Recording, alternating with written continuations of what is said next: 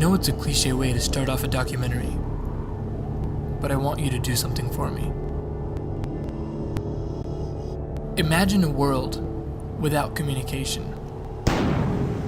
No writing, no reading, no script, no internet, no body signals, no expressions, no voice,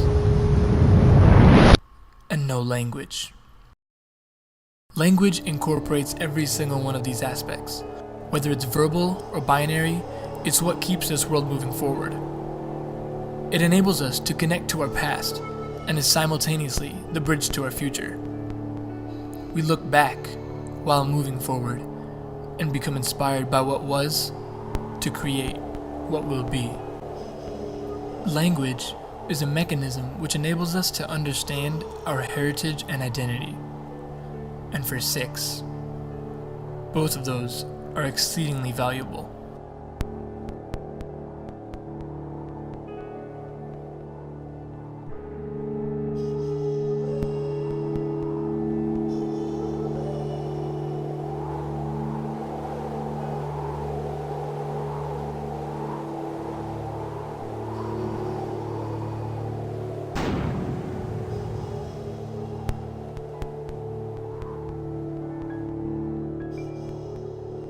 Before I get into more details about the language of the Sikhs, let's take a look at a case study which exemplifies the importance of language.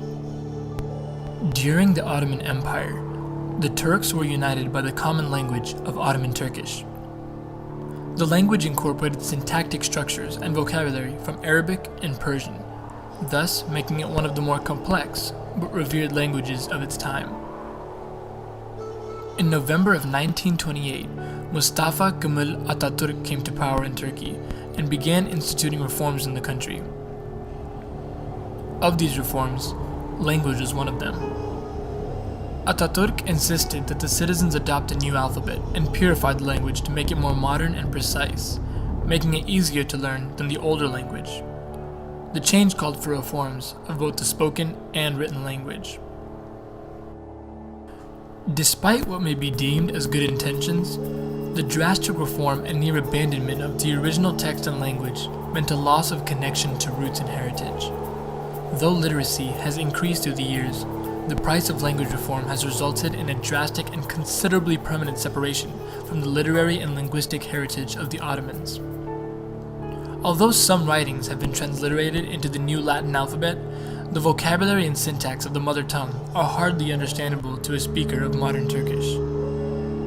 The point is, a person's linguistic and literary background can not only be used to connect to your roots and heritage, but it is an essential mechanism to get there. Furthermore, understanding your roots means understanding your heritage, and scriptural heritage is something that we as Sikhs should all make a conscious effort to realize. This is not a human being telling us about a human being who had insight into Yahweh, Allah, whatever we want to call Krishna, but that's the word itself. And then the word becomes sacred. the writing becomes sacred. And it has to be a human need that's so universal, so cross-cultural. The Guru Granth Sahib consists of at least 7 hybridized or spoken groups of languages. But despite the diversity of languages and dialects used within the scriptural canon, what combines the Sikhs in our transnational diaspora more than anything else is not a language, but in fact our script. Every Sikh might have their own interpretation of the history of Rahat, their own opinions on eating meat or wearing a kara, or even their own perspectives on social and political issues throughout the world. But if there's one thing that every Sikh can agree on, that unifier is the Guru Granth Sahib. As adherents of the Guru Granth Sahib, we are people who believe in direct communication with Vaheguru, or one universal integrative force, popularly known by the term God. If we ever want to connect with the divine experience of the contributors, we have to have a more direct understanding of Gurbani, or divine poetry, at a personal level. That being said, The Guru Granth Sahib has ingenuity written all over it. It is the only scriptural canon which is compiled and authenticated by the Prophet. Its script is phonetic, meaning for one particular sound, there's one particular letter. In addition, the script is meant for the masses, leaving its practitioners without having to academically guess on what to do. I guess what I'm trying to say is that when the Gurus institutionalized Gurbani, they tried to make it as simple as possible so we could utilize it to our maximum potential. When we say Gurmukhi in a Sikh tradition, basically a lot of people think it's about something from the mouth of the Guru. But actually it's not really mouth of the Guru as I understand it, because everything came from the mouth of the Guru. Gurmukhi is what belongs to the Gurmukhs. So anything which the Gurus have given us belongs to the ones who follow the Guru, the ones who are inspired by the Guru. So Gurmukhi refers to everything, including the tradition, the culture, which belongs to the Guru-oriented ones. So that's my understanding of it. In a deeper sense, Gurbani, the term referred for the language of the Guru Granth Sahib, is not just a communicative language, but a personal experience of the divine that descended in the form of Shabad through the speech of the Guru. When we set forth to understand Gurbani, it is imperative that we understand the historical influences which had an effect on the evolution of the languages and cultures of the land of the contributors. The contributors of hymns in the Guru Granth Sahib hailed from different parts of the South Asian subcontinent. Thus, most of their hymns have strong influence of their own mother tongue. Most of the compositions, or Bani, of the contributors of the Guru Granth Sahib are in what is known as Sadhu Bhasha, which consists of one dominant language, while words from other regional languages over the years become a part of that language. For example, one form of Sadhu Bhasha is where the Punjabi language is dominant. However, words from Sanskrit, Pali, Braj, Farsi, etc. may also become a part of it. Sadhu Bhasha had many different forms depending on the region and its dominant language. Its core consists of words from the two closely related languages of Guru Nanak's time, perhaps best described as Old Punjabi and Old Hindustani. Languages do not change their form overnight. It takes centuries for a language to adopt a recognizably distinct form. Although there is some disagreement among scholars as to the exact timings of the existence of certain languages, it is generally agreed upon that there was in fact a process of evolution of the languages of the land. Incidentally, nowhere does the issue of personal linguistic identity emerge more strongly than in relation to the questions of ethnicity and nationhood. As this 6 billion will grow to 7 billion to 8 billion, I have to identify myself. And the best way I identify that was with where I was born. And I'm Kansas. Oh, English. That makes sense at all. That's my identity. And so when I hear other people from other languages, I'd say, well, theologically, I'm not one of them. I'm still trying to find out who I am here. And that's both good and bad, more bad than good, because then we start saying, I'm better than you. What Joseph Campbell calls, each one of us has a navel or an umbilical cord to where we were born, and that's real.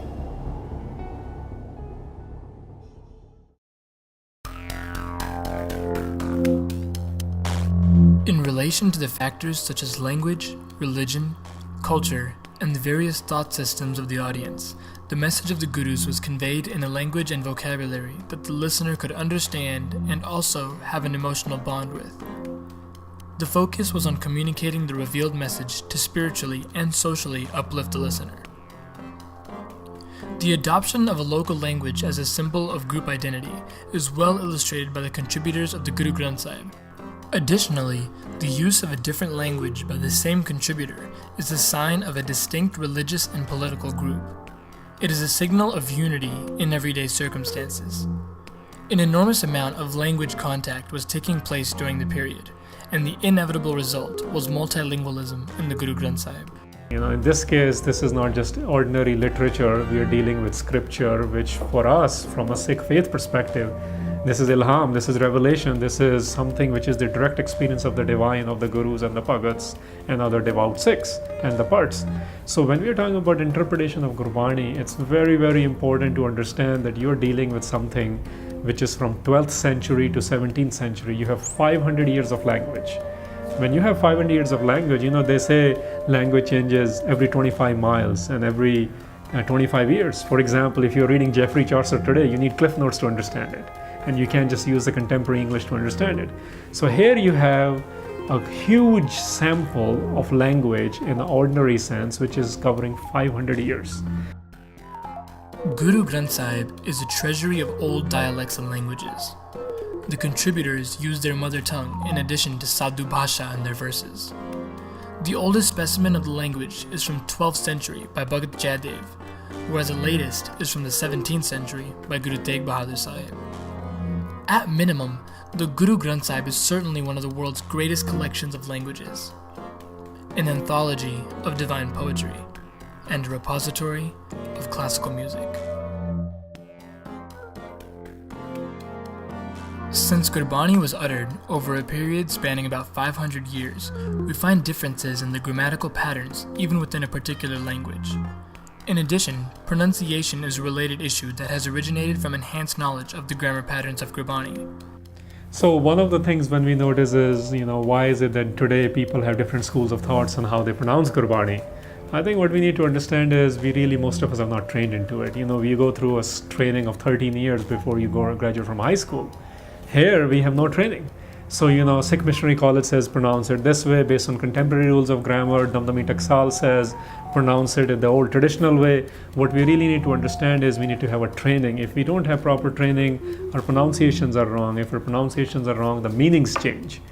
And if the meanings change, the interpretation will be wrong. So it's really, really important to go back to the original freshness of what Guru Nanak Sahib envisioned.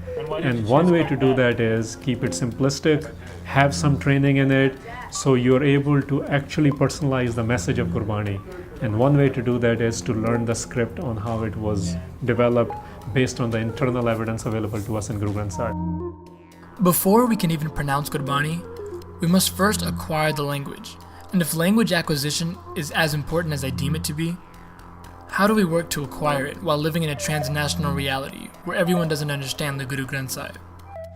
For children, learning a first language comes from their environment mainly, starting from recognition of what their parents are saying, what people around them are saying, and that recognition comes from repetition. So if you're saying a lot of things over and over again, they're acquiring that, and that knowledge is going into them. So you'll notice, the first thing that they'll start recognizing very easily is their name, because everyone around them actually is using their name or calling out their name. What is the cost then of learning a second language?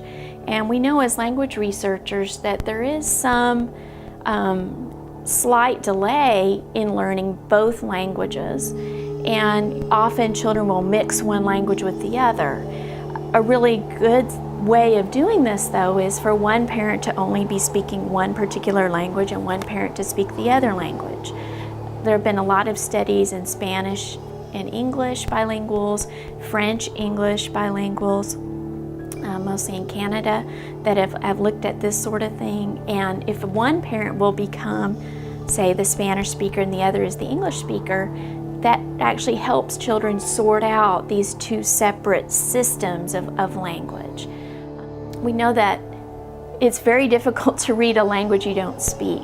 So when deaf children, for example, are learning ASL, people sometimes assume they can just pick up an English text and begin reading in English without understanding that American Sign Language is one particular language, English is another language. So it isn't really very easy for them to learn to read in a different language. The difference also is that a child, for example, may not know that they want to learn a language, whereas when an adult chooses to learn a language, their cognitive skills are different to begin with, because they're already going in with the idea that we're there to learn. We're learning this language because I want to take this language and use it for something particular.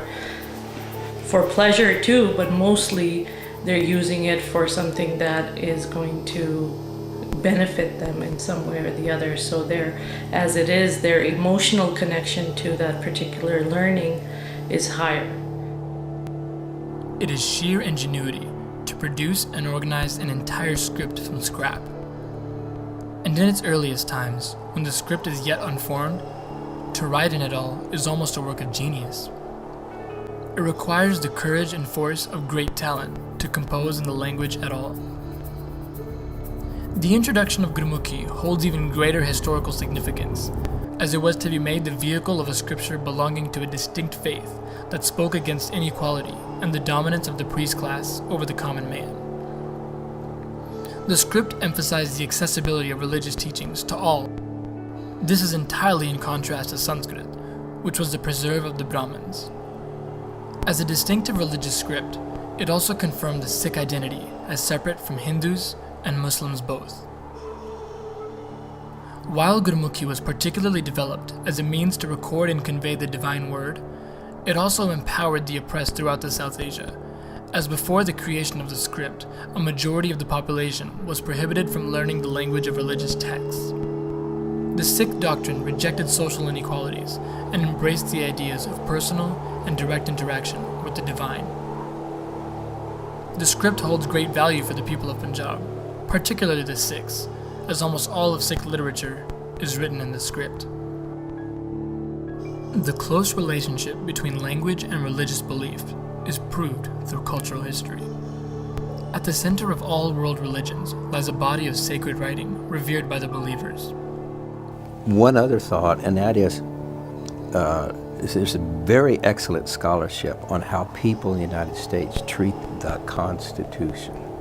That the Constitution of the United States has become a sacred text. So we have a Supreme Court, 9 people say, the sacred text really means this, the sacred text. Isn't that interesting? That it's not just in a religious sense, it becomes secular. And here at Trinity, I'll bet you've got your Trinity student handbook, and you better know what's in there. So that word, when it's printed, becomes sacred. So that's another element. It gives, out of that chaos of spoken language, it kind of gives us a temporary, we agree by these rules. Gurbani descended at a time when the region was conflicted and torn due to religious discord. Its arrival gave a new voice to the oppressed that changed the dominant paradigms. It transformed the whole society into a community of enlightened and divine-driven individuals. In the Sikh faith, Gurbani is the fulcrum of Sikhi and pivotal to it, from which Sikhs derive their strength and direction. A proper interpretation is the key to understanding vital ideological points that the Guru made by consciously choosing to write a multilingual scripture in an independent script. In order to interpret these things, you have some tools available. For example, you don't want to just use grammar to interpret these things. It's very important to know the grammar. But remember, Gurbani is written for everyday people. It was in a spoken and hybridized forms, as they say. So first thing is really you need to understand the context of things. And second thing is understand the meanings of the words. And then the third level is understanding the grammar of these things. If you take all those 3 things, you use historical references available, you take the concordances or encyclopedias or reference works available, all that stuff is reference. What you really need to do is take all that and then personalize it, and this is the way to interpret it. So saying that only grammar is the way to do it, saying that only history is the way to do it, saying only the religious understanding is the way to do it, these are creating unnecessary dimensions in your mind. The idea is to take all these things as references, as tools, and the more tools you have, the better interpretation it will be, and that's how it needs to be looked upon. Without the proper understanding of Gurbani, we stand to lose its original freshness from which it was revealed. It is the great potential, the divinity and the Shabad that transpired to quench the burning earth, a force that permeates and vibrates in every heart just waiting to be realized. Regular definitions of the modern-day language don't suffice for Gurbani. Gurbani transcends the typical purpose of a language, stretching beyond grammatical limits, defying established patterns and styles, surpassing measures defining poetry and prose, traveling into the realm of human soul, where wonder and awe replace speech.